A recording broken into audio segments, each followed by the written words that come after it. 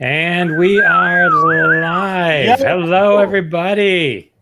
How are you? Happy Cinco de Mayo. Happy Cinco de Mayo to everybody. Oh, yeah. Yes, happy Cinco.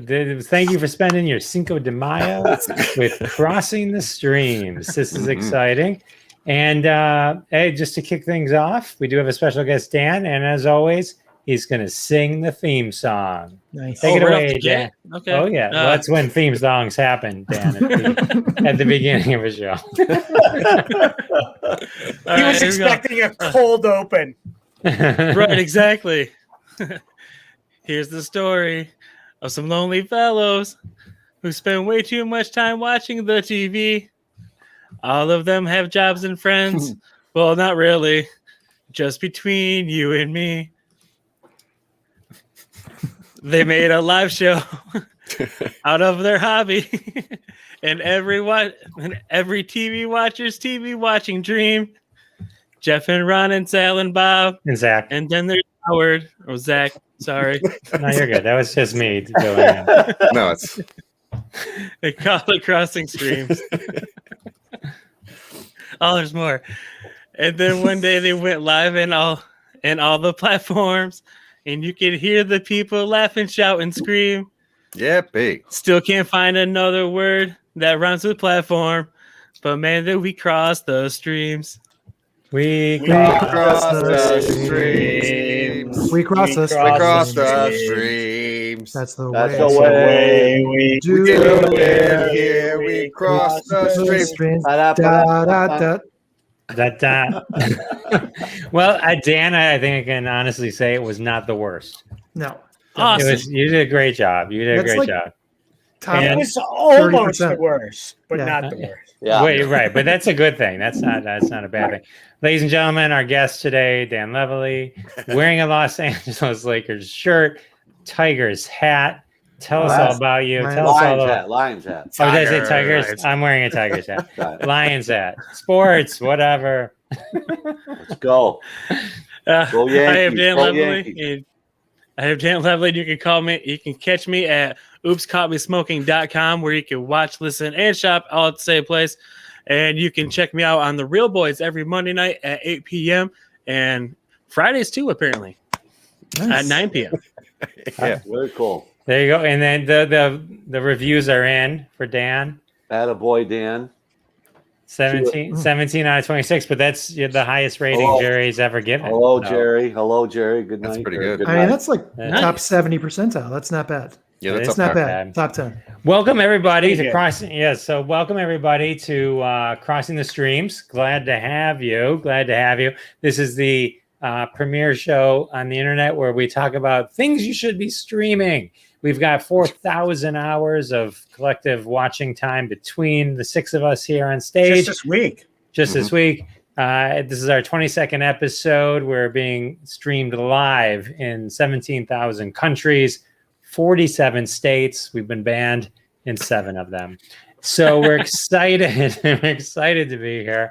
We're all vaccinated. That's why we're together. That's why I'm breathing on Dan. So we're good. But normally we go through a bunch of shows. Like, so for example, last week we did our recap on the Falcon and Winter Soldier. I think we all liked it a lot. We talked about Shadow and Bone, Mortal Kombat, and Billions. We covered all those great shows. Howard's favorite show. Billions. And normally we go around, we do a Netflix metrics, we cover a bunch of stuff. But this week we're doing something a little different. What? Yeah. Really? I decided that since I'm clearly the comic breakout character of the show, the Fonzie, the Lenny / Squiggy, if you will, that today I was going to assign watching bonanzas to each of my cohorts here, and some obscure favorites of mine from various points in time. And I wanted them to watch, enjoy them as much as I have, and then talk about them a little bit. So that's what we're doing. It's, all right. Hopefully we don't jump the shark after this. But, That couldn't happen. that's what we're going to do. All right. Now you gave me porn, right? Did you give me porn to watch? I did. I did. It was. He just kept sharing the links. He wasn't really suggesting we watch Sally, it. that would be a hell of a show, wouldn't that? Wouldn't that be a hell of a show? A 70s and 80s porn review. Yeah. It would. Yep. A lot of pound chicken. Sorry, that's Jeff. Brown chicken, brown cow. That's Jeff's material. Stop touching your microphone. Okay. So I just wanted, in case you didn't catch the private chat, let's see. Rosner wouldn't want to watch that show on a flip flop. I don't know that. What does that mean? I don't know, but it's Jerry, so we'll let. What show? I don't know. Oh, okay. Maybe he meant TikTok. The porn review. Maybe. Oh. So we got some great shows that we're going to cover today. Real quick: Sleeping with Other People, Easy Money, Cedar Rapids, Action, PCU, a veritable who's who of where can we even find these shows. So we're pretty. If you will. Oh, that was a Guy Fieri reference. Oh, I need that on a flip flop. Yeah. Hi, Lee. I'm with you, Jerry. Howdy, Lee. LA. So, all right. So let's get in. So we're gonna Rosner is gonna kind of coach along. We're gonna start with Zach since he's used to going first. I didn't want to throw him off. And PCU, flunk them if you can't make a joke.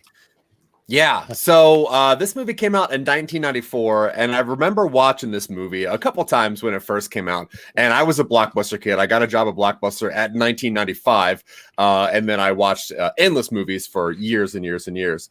When I heard the project that we were doing, where Howard was giving us movies, I was like, "Cool, Howard has a decent taste in movies. I'm going to enjoy this." And then I saw it was PCU, and I was like, cool, I'm excited to revisit this movie.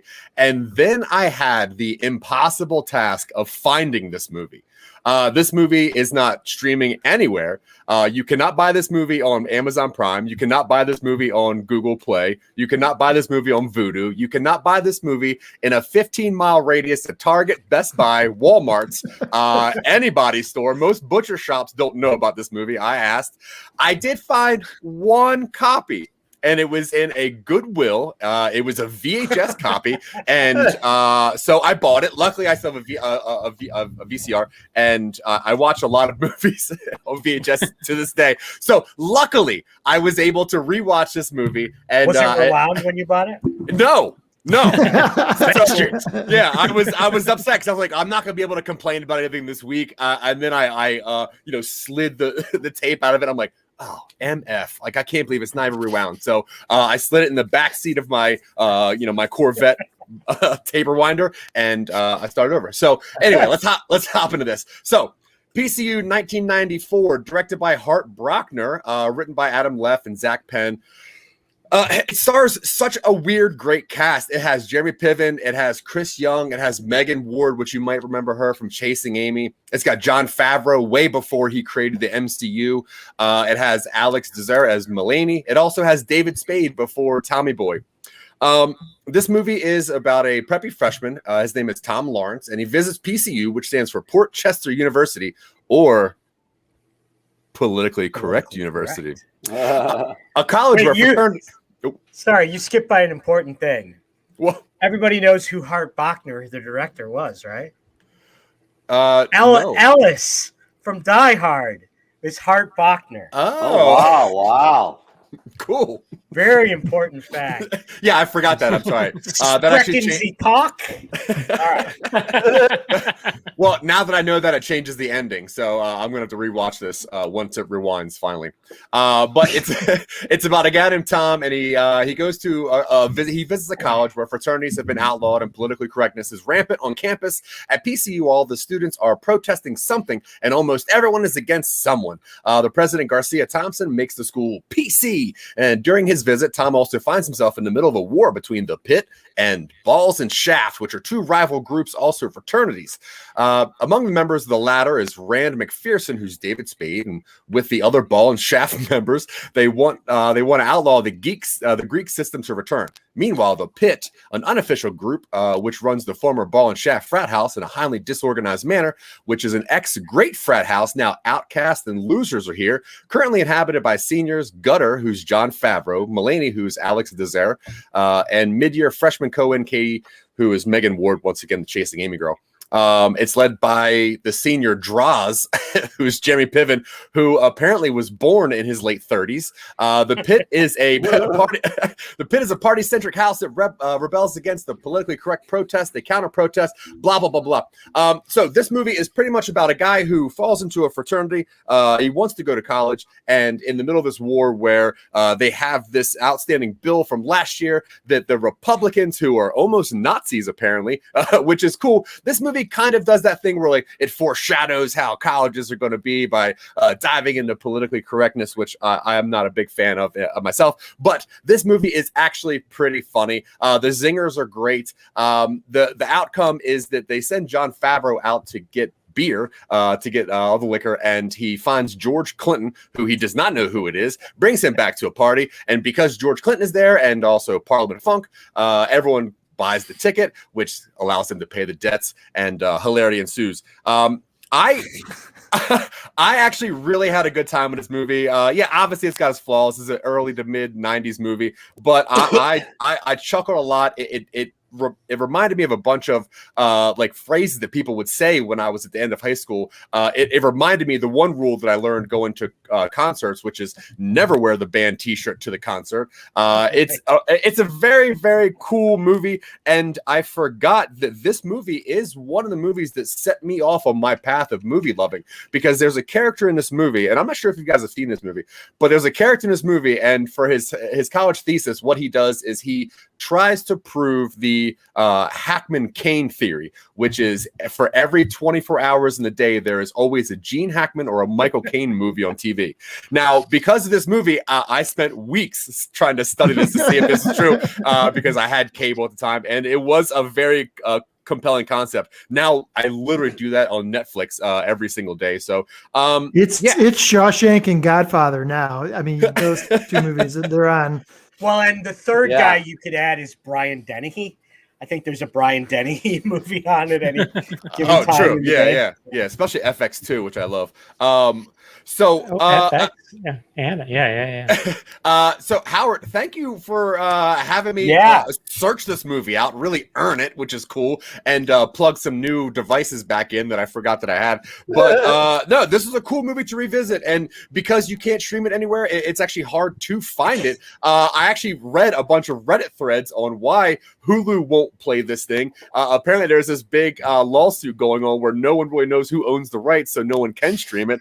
But now if anybody does want to watch it, they can come to Boulder, Colorado and watch it on VHS. so Zach, so I remember seeing this movie in the theater. Yeah.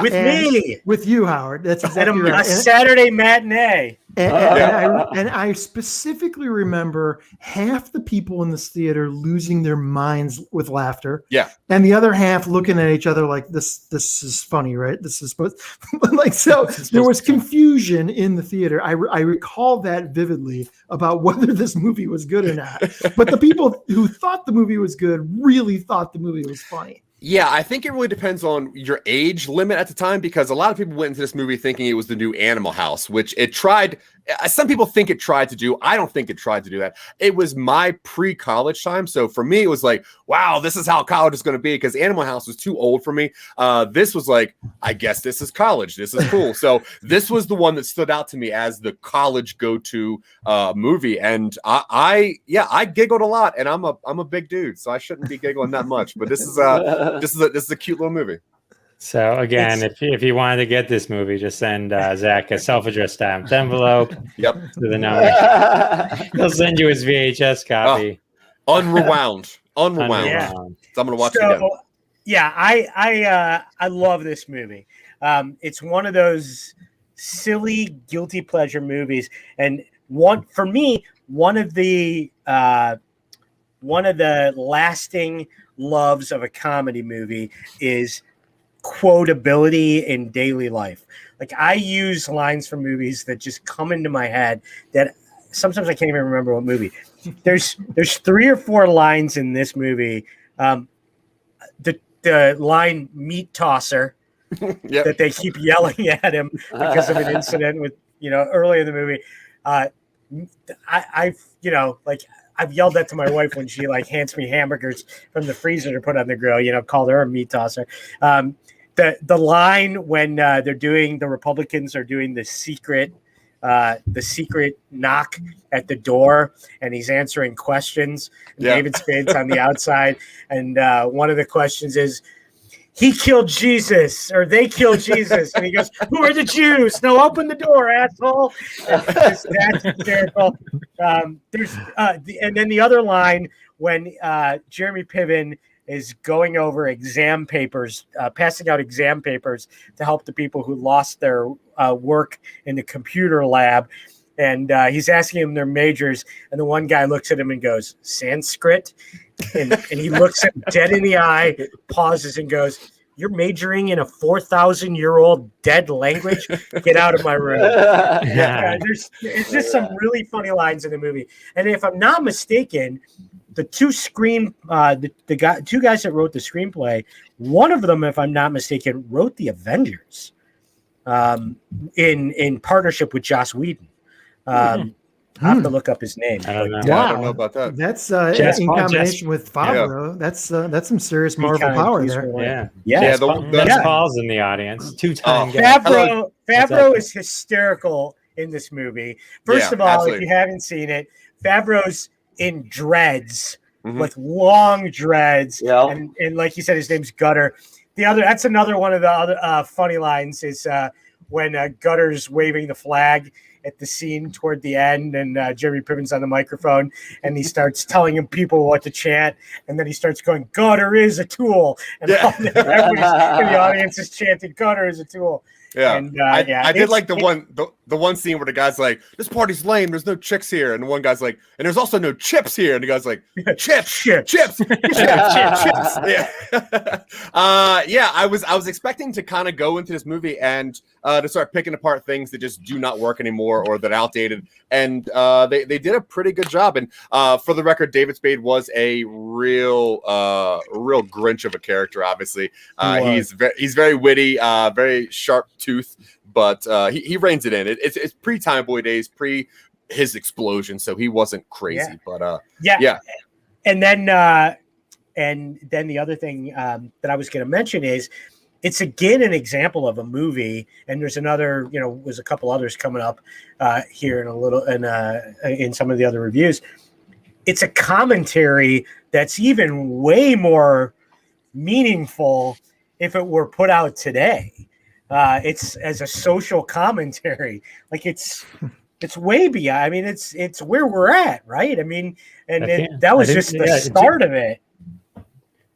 So, Jess agrees. Jess agrees. Hello, Jess Paul. You're dead on. All right. Well, let's move on to another ROSNER. Yeah. 20s. Let's talk about Easy Money. This is Sal's favorite movie. One of my favorites. It is. It says it all, doesn't it? Am I on right now, Jeff? Is it my turn? Yep. All right. Hey, this is a movie. It was written by Rodney Dangerfield. It's called Easy Money. It was directed, though, by James Signorelli. And back in the day when I used to watch this movie, obviously I didn't look in depth of who was directing it and writing it and all that. But this James Signorelli was a producer for Saturday Night Live for many, many years. So I did not know that. But anyway, it stars Rodney Dangerfield, co-stars Joe Pesci. It's got some really, really great character actors in it. And it was made. So Rodney's big movie was Caddyshack. Everybody obviously knows that one. So Easy Money, although it did very, very well, it wasn't as big as Caddyshack or Back to School. So it was one of those movies where it was kind of in between his big hits. But this is one of my favorites. I mean, I love Back to School and I love Caddyshack. Rodney's one of the reasons I literally do stand up today because of this movie. I used to watch it God, this came out in 1983. I think the date is August 19th, 1983. So 77. That puts me at 16. That puts me at, a senior in college. No, I'm just kidding. That puts me at senior in college would have been 15 years later. Okay, we know you didn't graduate. But no, I was a junior, and I used to watch this with a lot of my friends that I still know today. And they'll call me up, and they'll just start doing lines from this movie. I mean, I think Roz was just talking about that, just kind of, actually Zach talking about how that kind of stuff can bring you back to your memories and stuff.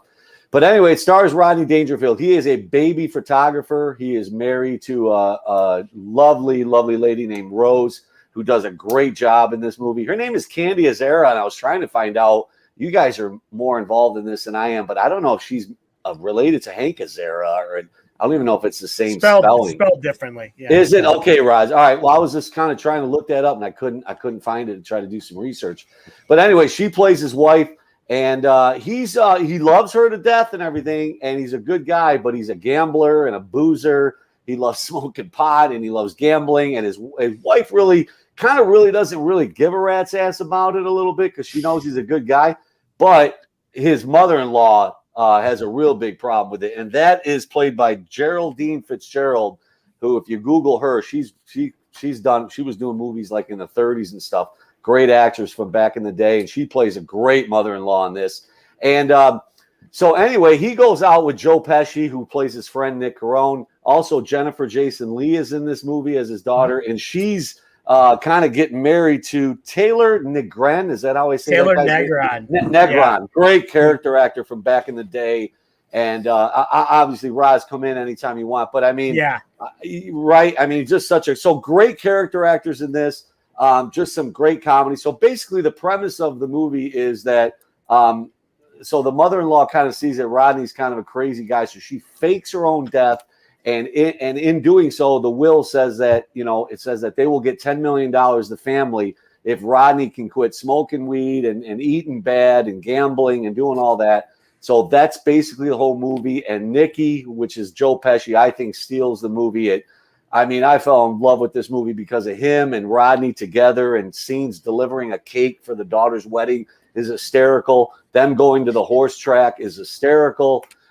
Just everything they do, going shopping, him and Joe Pesci, it's hysterical. I don't want to give it away at the end. Kind of like what Zach said, it's a really, really hard movie to kind of find and download and watch. Although I don't know if I should be giving this away. We might get canceled, but you can illegally watch it on YouTube. I mean, just some guy just recorded it on his phone. But anyway, great movie. One of my favorites growing up. It's just a really, it's one of those movies that it's just my childhood, man. I watched it 50 times when I was a kid with my friends in the basement, and we would order pizza, and that's when Domino's became big and was delivering pizzas and stuff. I don't know. It's just a really cool movie.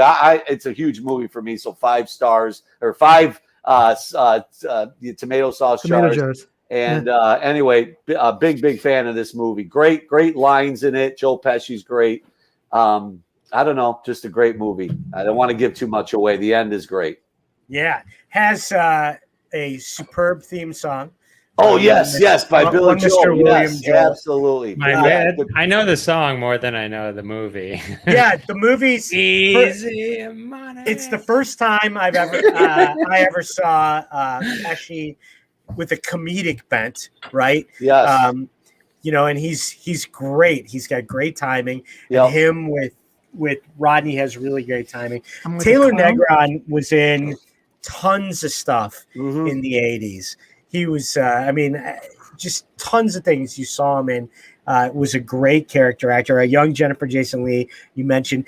It kind of has a similar vibe to another one of my lesser known but favorite movies, Brewster's Millions. Yes.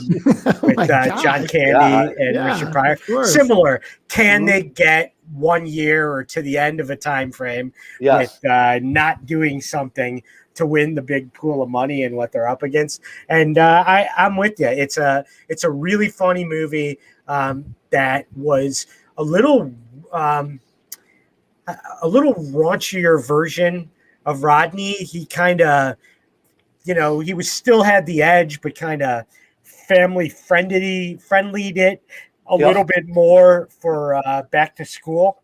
Yep. This was a little raunchier and out there, a little bit more. Yes, it was. It was a little bit more of a pure guy comedy, kind of. Not that Back to School wasn't, but it was also written by P.J. O'Rourke, who famous political and satirist, and was the editor in chief of National Lampoon for a long time.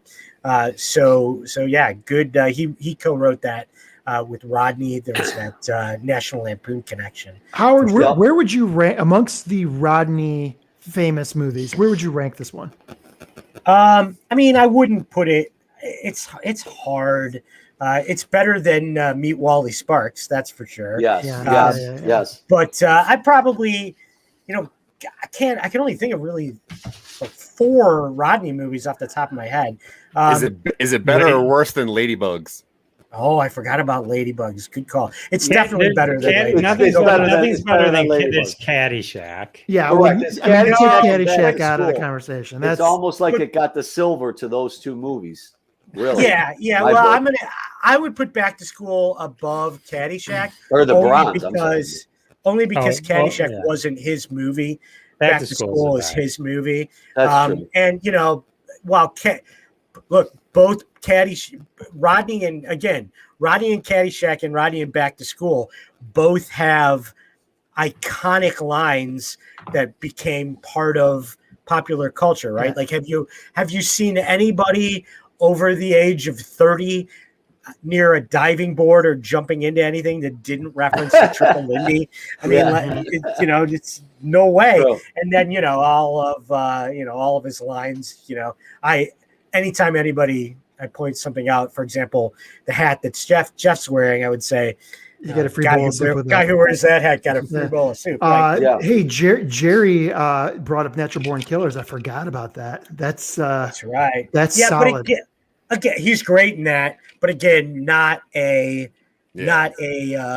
Rodney movie. I put Back to School 1, and then definitely Caddyshack 2. I will say that Easy Money is the best Billy Joel movie soundtrack.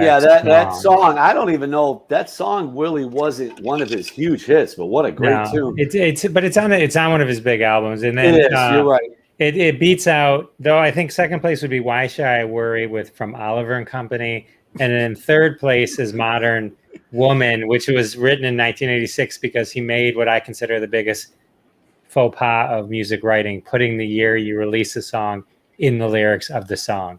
And so it really nothing dates a song like putting the lyrics in or putting the year in. And if you want to talk money on this movie, it made $6 million its opening weekend back in August 19th of '83, and it made $30 million really for its entirety on the theater market. So, but it's obviously been played on TBS, TNT, all those stations for years. Oh, it's cult classic status. Yeah. Well, but remember, movie tickets also were only like 50 cents back then.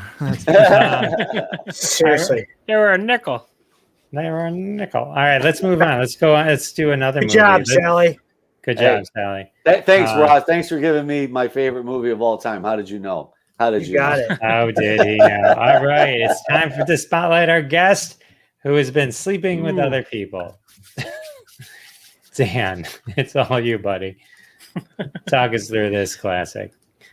Well, Sleeping with Other People stars Jason Sudeikis and Alison Breen and the guy that plays Raffi from The League. I don't really know his real name, but that's who he is. That's who I reference him as. Jason Mantzoukas. Jason Mantzoukas. Thank you, Zach. And he played Dennis Feinstein on Parks and Rec as well. Parks and Rec fan. Right. He's been in tons of stuff. Right. And it's pretty much your basic romance comedy. A man meets girl, and they lose track of each other, and then they meet up later on, and then they don't want to sleep with each other, but then they do, and then happy ending. There you go. Roll credits. That's basically the summary of the movie, which is basically just like every other romance comedy out there known to man. Since Sleepless in Seattle to Harry Met Sally. This is the exact same reference, the exact same plot, and every single thing about this movie is crap except for Jason Sudeikis and Alison Breen. Those are the only two upsides I see to this movie. So let me just say right off the bat, Howard, before you jump in. Sure. Jason Sudeikis could make reading the dictionary funny, right? Yes. So let's just start Ronnie. there. I've never even heard of this movie. I just got to be honest with you. Is this pre Ted Lasso? It is pre Ted Lasso. Just kidding. I mean, other than Jason Sudeikis, it sounds like there's literally nothing redeeming about this entire film. How long is this film? Well, hang It's on. an hour Howard. and 25 minutes. The premise is that these are 141. amazing 141, movies yeah. that Rosner loves. That's right. And- And I don't share why. So And yeah, Dan clearly did not Did- love it, which is fine. you're There's gonna no have to rules. justify There's no yourself on this rules. one, Howard. Did I Yeah, crush so- the bar? I'm sorry. No, you're fine. So Leslie Headland, who wrote and directed it, first of all, You're supposed to say you're wearing a Lion's hat. You're used Yeah. to disappointments. you're jaded and miserable because you've been a Lions fan your whole life. Leslie Headland, who Sleeping with wrote it, other players. when she wrote the movie, she described it as When Harry Met Sally for assholes. And that's what it is. It's When Harry Met Sally. It's the same thing. Just Jason Sudeikis isn't charming Harry. He's got more of an edge. So the movie starts with them in college and them. She's looking for her teaching assistant boyfriend, and she's there to have sex with him and lose her virginity to him. He invites her into his room. They go up to the roof to smoke pot because the guy's not there.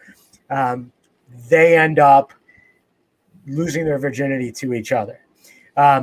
And first of all, I think one of the funniest scenes is him, the guy that she's there to sleep with is Adam Scott. Fantastic. We've talked about him a dozen times on this show. But his character is very boring and plain. And Jason Sudeikis, in trying to figure out why she would sleep with him, is explaining, like, that's like telling somebody who's never listened to music before that Blues Traveler is the Beatles. Here you are thinking you're listening to the Beatles. In the meantime, you're listening to Blues Traveler. I'm not talking about Hey Jude. I'm talking about Hook. It's one of the fun, and it's Jason Sudeikis delivery, which Ron agreed. It makes everything great. Jason Sudeikis is the key to the movie. There's no doubt. And Alison Brie is the other key. I'm a huge fan of Alison Brie. I think she's extremely adorable, sexy, which is a great analysis in my book. But that's a great scene. So then they eventually meet years later. They're going to be friends. They're just going to be friends. Of course, you know how that's going to end. It always ends that way, other than the famous late night cable movie, The Last American Virgin from the 80s, which didn't end that way and it still haunts me to this day how depressing that was. I digress. It's Jason Mantzoukas and another one of my favorites I mentioned, Andrea Savage, are husband and wife that are really good friends with them. And one of the other great scenes is their kid's birthday party where they do ecstasy together and show up for the party totally high. It's another great scene. The plot is nothing earth-shattering. It's just the characters, I think, within that plot are really funny. Based off of who's playing. So do they sleep with other people, Roz? Or what's the meaning? What's the meaning of the name? That's the other great scene. So Jason Sudeikis has a history of cheating on women, having quick, very superficial relationships, and there's another scene at the beginning of the movie. Where the girl that he's been sleeping with finds out that he's been sleeping with her best friend, and he has an argument in the street with her in the middle of Manhattan, where he's trying to explain why it was a good thing that he did that based off of who he is, before she pushes him into a car or a bus or something like that. But again, a Jason Sudeikis rant that makes it really funny. That's why I love the movie. I just think it's not an earth-shattering. It's an easy watch. It's nothing deep, but it's memorable characters within that. Can we get this illegally on YouTube? Can we watch this illegally on YouTube as well? No, this movie does not. Fine. This movie does not exist at all. It was on Amazon Prime for like $3. Yeah. Well, Lee, we did sell Lee on it, and look, she missed the beginning, but she's gonna go back and watch it. See the theme song. We got fans of the theme song. That's hot. Right. And then Simon says it's the #1 shit movie on Sling TV. So that's nice. I don't know if that's sarcasm or not, but I hope so. Yeah, I'm a fan of the movie. Sorry, Dan. Sorry to put you through that. Did I convince anybody on Easy Money? I'm going back for Easy Money. I've got like PCU or somebody. Yeah, PCU. Yeah. Jeff putting up that headline makes it sound like we're having a totally different kind of show. Yes. Yeah. My mother-in-law's watching. Be careful. Be careful. So, all right, let's move on to another. Just wanted to say happy birthday to Henry Cavill. Oh, and by the way, the person circled there is my daughter. Nice. Just intuitive. 10:06, we made it. In case you made it. That slide's been on the show more than Ron. More than Bob at this point. More than Bob. Yeah. I missed one episode. I'm that guy. I'm just kidding. I'm just joking. All right. I hope everything's all right. So my movie is Cedar Rapids. Yeah. Come in. All right. Cedar Rapids. So this is an interesting one. Let me put up the Cedar. We're discussing Cedar Rapids. Okay. So Cedar Rapids is an independent film. And I believe it was filmed in Michigan because my friend Chris D'Angelo, who runs Go Comedy in Ferndale, Michigan, plug, is in the movie. He plays a very small part, but he's in the beginning and at the end.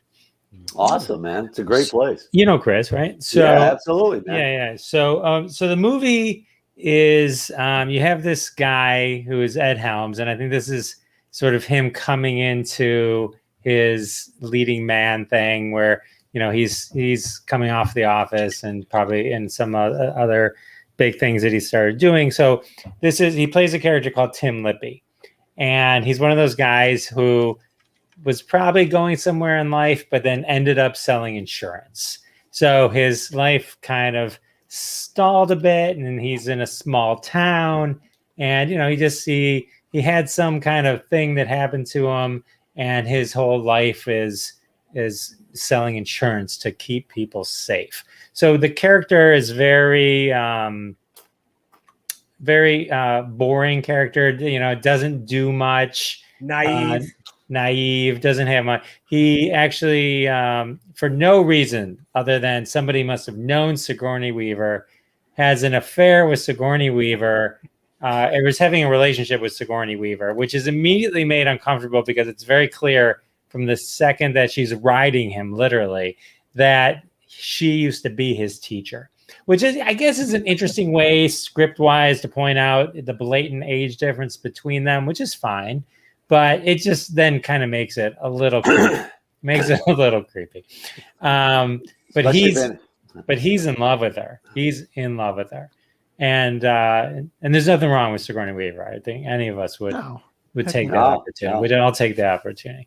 But so he's in love with her. Oh, go ahead. Did somebody want to jump in for a second? No, I was going to say, even an Alien, I would have. Yeah, you don't turn down Ripley. Ripley. Ripley's on my laminated top 5. This is a relatively recent movie, isn't it? This movie is in 2011, so it feels recent, but actually it's a decade old at this point. We're just old. We're old. Yeah. So this is what happened. So the cast is great. I can't say It that. is. I can't say that I am upset that I watched this movie again, but it's not I didn't find it that memorable. There are pockets of enjoyment. Okay. The cast is great. It clearly showcases Stephen Root, who was in Dodgeball and what's the TV show with Phil Office Hartman? Space too. Oh, he was. Mhm. Yeah, Office Space. Oh, used to me. I want my stapler. You know that guy. And I'm gonna burn the place down. You know that. Milton. Wait, Ray which one? Milton. He was Milton. So, Adam. but Stephen Root has an amazing actor in that he can play that dork character and then on a dime be the rough, tough corporate boss type person who's just a kind of a badass, and he's like a similar badass on Talk Barry, radio. and well, maybe that too, but like Barry on HBO. And so, and it's not like you even think, oh, why is he playing this character? Because sometimes when actors do that, you're like, no, but he like seamlessly goes between them. So he runs the insurance company, and what happens is the character Thomas Lennon, who you'd know who he was if you saw him, but he's a very funny actor. He's like the big shot. He's the big shot, and the big thing in the industry is to win the 2 Diamond Award. That means you're like great through this organization, and this guy's won this 2 Diamond Award for them 3 years in a row. 3 years in a row, and he's a big shot. And they're having a big birthday party for him. These people work together in this. There can't be 10 people that work in this thing. And he turns to Tim Lippy at Helms' character, and he doesn't even know his name. He just like doesn't even know him. So the scene cuts, and this guy, Roger Lemke is the guy's name, who's the hotshot, apparently is into sexual deviant things and accidentally asphyxiates himself, hangs himself during a sex act. Okay, so all hell is breaking loose in the insurance company because someone's got to go to the 2 Diamond Award presentation and present the awards. So Tim Lippy, Ed Helms, gets the tap on the shoulder from Stephen Root's character, who can't attend because he has to go to his daughter's wedding. So now this is the fish out of water. They go to Cedar Rapids, which is the name of the movie, which to this guy is a major metropolis. This is like the biggest thing he's ever done. Is gone to theater, and he's never been on a plane. He's not. Yeah, this is his first plane. Everything, and so this is like big deal to him. And so he goes, and they're they're in like this hotel, whatever, and so it's just about him. And then the other guy, John C. Reilly and Anne Heche, are 2 of the other main characters in this movie. Great cast. And Ronald Wilkes or Isaiah Whitlock from The Wire. Is he from The Wire? He is, and he does that scene. And he does it. Imitates Omar. Yeah, he does this really funny thing. So John C. Reilly is the funniest thing in the movie. He's so talented. He's so just good. He's on. Like when he started doing those type of movies, like Walk Hard is probably like to me one of the funniest of those parody type movies. I swear to God, that's on my list of movies that I thought I was getting somebody for this. Yeah, that movie is amazing. If you haven't watched it, that used to be on my phone, my iPhone. Like I used to watch that movie all the time. I used to think that was so good. And then I gotta say that Anne Heche, well, I'm not a fan, but like take her or leave her, is incredible in this movie. Anne Heche is incredible in the movie. So it's a relationship movie when it gets to this point. And then it comes down to living your life for yourself or living your life for somebody else. Because when he gets to try to win the 2 Diamond Award for his insurance company, he realizes that the hotshot, Roger Lemke, who's won 3 years in a row, actually paid off the guy to win. He bribed the guy to win. And the pressure gets on him so much that he actually bribes the guy himself to win because there's so much pressure. And then what ends up happening, I don't want to give it away, but like there's a whole, thing with the guilty conscience and what happens when you do something and how people don't really respect you for that. And things are never really what they appear. And that when you work for the boss, you work for the boss. No matter what you think you're doing, you're never going to benefit. The boss is always going to benefit. And so this is kind of how the story plays out. And it has a nice ending. He becomes the hero and he does the right thing. And, he forms this relationship with these other people there.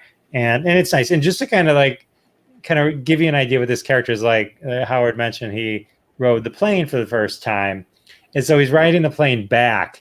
And he said something to the flight attendant, and the flight attendant says, "You know what? You get 2 bags of peanuts." And he gets those. It was like he had just won the lottery. He turns to the guy. He's like, 2 bags. Yeah, 2 bags. But there is funny lines in the movie. Like they're driving to this party. And they're going so slow, and John C. Reilly and the way he delivers things is if this car is gonna, he's like, this car is gonna stall if it goes any slower, and it's just it's not funny when I say it, but sorry about the comments. People are putting in comments, but it's hard to do both when I'm talking. But it's an enjoyable movie, and there's definitely pockets of fun. It's not like I regretted it, but it was like I had seen it before. And I didn't fully remember it. It wasn't like one of those things that I was probably ever run back to. The thing I think I most remember about it is my friend Chris D'Angelo being in it. And Lee's cool. Like, that is how David Carradine. David Carradine. Yeah. So, and the lead singer from NXS too.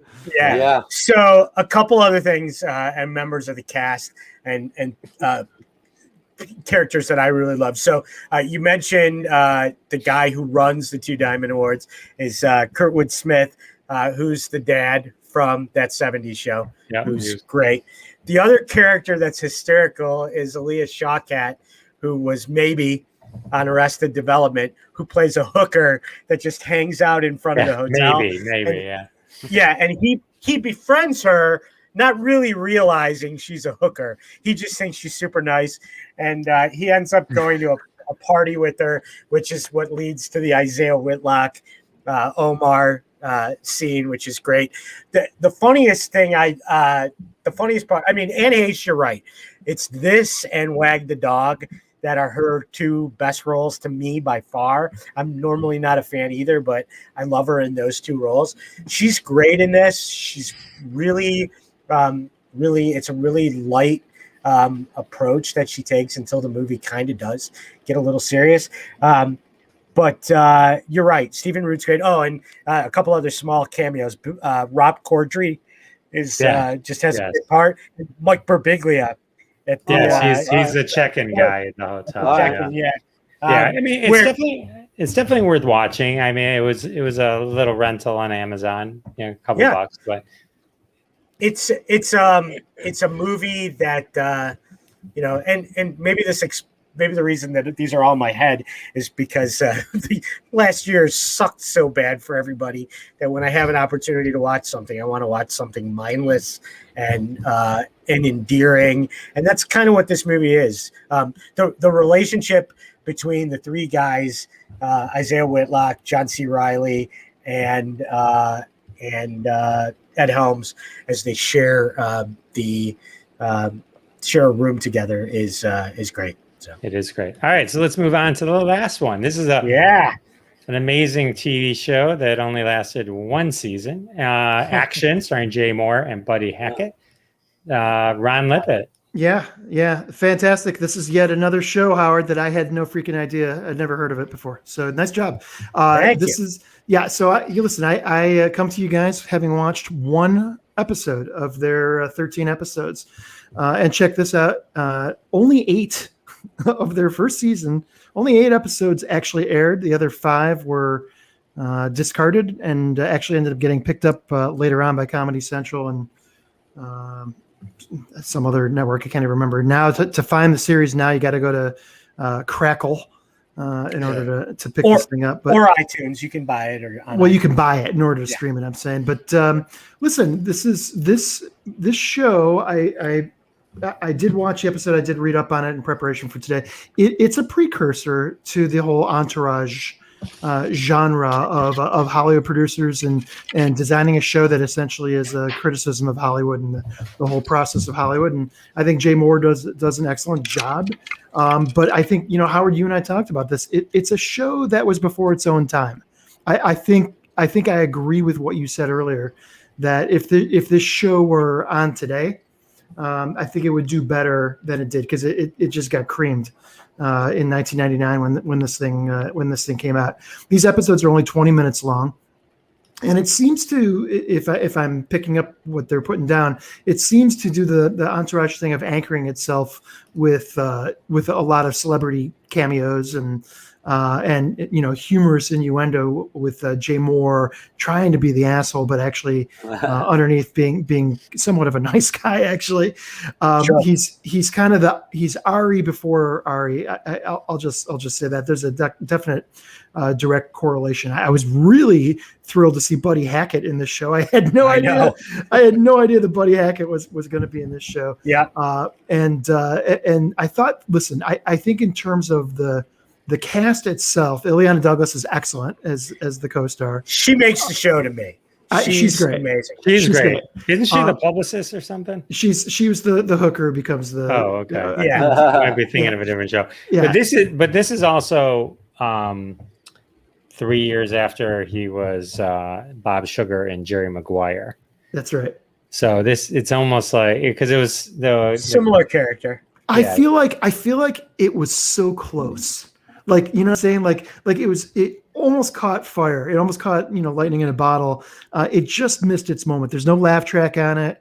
There's limitations to how raunchy it can be. I think it got knocked off the air because it kind of was pushing the edges. It didn't pick up the momentum people were looking for, because I don't think people kind of got it right off the bat. But it is funny. I'm not gonna downplay that. It is a funny show. And well, I just was going to say, and one of the things I appreciate about it, the same way I appreciate it in Entourage, is that the celebrity casts, they enjoy the humor and making fun of themselves on the show, just like they do in Entourage. And I have to believe HBO saw this show and realized that they had something here that they could repurpose in a different way. But I agree, Howard. You and I talked about Keanu Reeves, Arlie Ermey. As Titus Scrode is freaking hilarious. There's a lot of other folks in the show that you would recommend. Tony Hawk is in it. Yeah. So the gist of the show, for those who haven't seen it, is he plays a character. Jay Moore plays a character named Peter Dragon, who's the biggest producer and does all action movies. Always makes money. His latest movie totally tanks. And he needs to find a movie fast. And at the beginning of the movie, they realize where he wanted to purchase a script for a movie from Alan Rifkin. They bought a movie from Nebuchadnezzar, first-time action movie who only did sitcom writer named Adam Rafkin. And or as Jay Moore says, they bought it by accident. By accident, or as Jay Moore says, we bought the wrong Jew, which is a great line. And then Ileana Douglas is a hooker that accidentally gets stuck on the hood of his limousine as he's going to the premiere, which is so funny. So he ends up befriending her, developing kind of a relationship with her, and then realizing she used to work in Hollywood and is really knowledgeable and is the only person he can trust because she's so outside the box. So it's funny. The inside Hollywood jokes are hysterical. The scene in the first movie where the casting agent comes in to say, I can get you a great talent. He's had a little bit of a checkered past. How checkered? Well, he was accused of some things. Are we talking kids? What are we talking? He goes, double murder. And there's a huge dramatic pause. And he looks him dead in the eyes and says, are you pitching me O.J. Simpson? And it's so funny. And it's just lines like that. Keanu Reeves, like you said, is great. Salma Hayek in the second episode is great. It's not a laugh track comedy. Which I think was one of the reasons it didn't fit on Fox. It just didn't fit. And then your point, they swear in it, but they bleep the swearing. Yeah, it's this show today would be a perfect 12 episode easy watch on Netflix. It'd be great. and these by the way, I forgot to mention, these are only 22-minute episodes. Sure. Right. So I mean, you can breeze through this thing really quickly in no time. Yeah. It's a really good and like you said, it's a little harder to find on Crackle, but you can download it on iTunes. I think it's a hysterical show that was way before its time. I'll be honest, it is similar to Entourage. It's a funnier show than Entourage in terms of just quick hitting comedy, one-liners. Entourage, the only character on Entourage that really ever had great one-liners was Ari Gold, right? The other characters were more drawn-out jokes, I thought. And it was a great character, don't get me wrong. And I loved that show. But I think it's a funnier show than Entourage, and certainly easier. But I loved it. I'm glad you enjoyed it. I mean, I am enjoying it. Watch the rest of it. I'm actually going to continue to watch it. I'll just say that, you're talking Entourage. That's one of the best shows ever made in the history of film, right? So comparing it to Entourage, I think it tells you how, at least from one episode, how good I think it is. But I will watch the rest of it. I do want to go back real quick and just say something about Ed Helms, because I don't want to lose sight of this. That before you, Dwas, before you did this review of Cedar Rapids. I was going to say that I think Ed Helms is the only actor working right now that could probably rival Jason Sudeikis in terms of just consistently being freaking hilarious in anything he does. Yeah. Now you're talking about like A and 1A in my mind of the absolute tops. I can't think of anybody.